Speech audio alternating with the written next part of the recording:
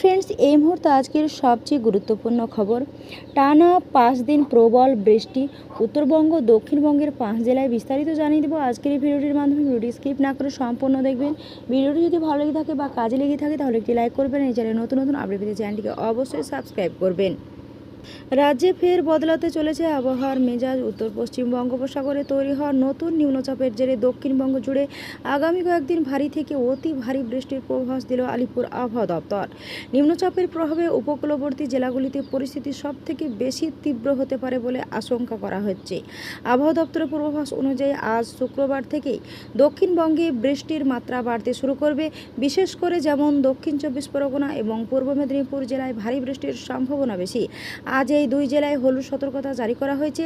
পাশাপাশি দক্ষিণবঙ্গের বাকি জেলাগুলোতে বজ্রবিদ্যুৎ সহ হালকা থেকে মাঝারি বৃষ্টিপাত এবং 40 থেকে 50 কিলোমিটার গতিবেগে ঝোড়ো হাওয়া বইতে পারে।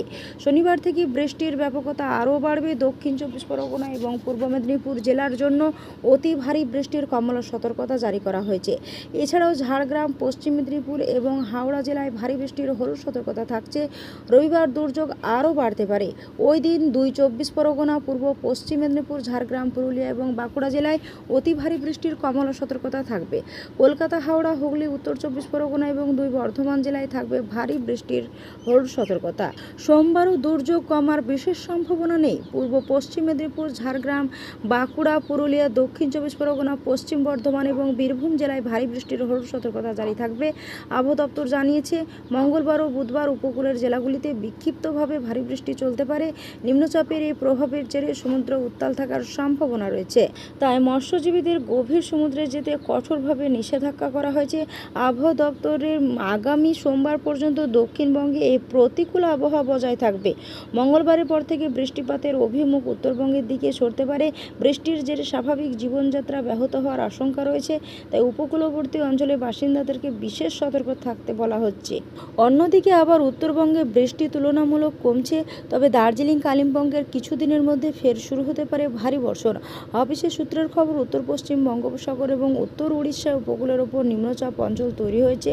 সমুদ্রতল থেকে তার উচ্চতা 7.6 কিলোমিটার। আগামী 2-3 দিনে এটির আরও স্পষ্ট হতে চলেছে।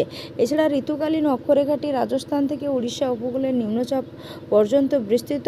সোমবার পর্যন্ত দক্ষিণবঙ্গ বিস্তীর্ণ অংশে ভারী বৃষ্টি হতে পারে। পাশাপাশি সঙ্গে ঘন্টায় 40 থেকে 50 কিমি বেগে বইতে পারে ঝোড়ো হাওয়া। বুধবার এবং বৃহস্পতিবার এই সতর্কতা জারি আছে। পূর্বাভাসে বলা হয়েছে, মুর্শিদাবাদ, নদিয়া, পূর্ব বর্ধমান, হাওড়া, হুগলি, উত্তর 24 পরগনা, দক্ষিণবঙ্গের বাকি জেলাগুলোতে সারা সপ্তাহ ধরে বৃষ্টি চলবে। কাল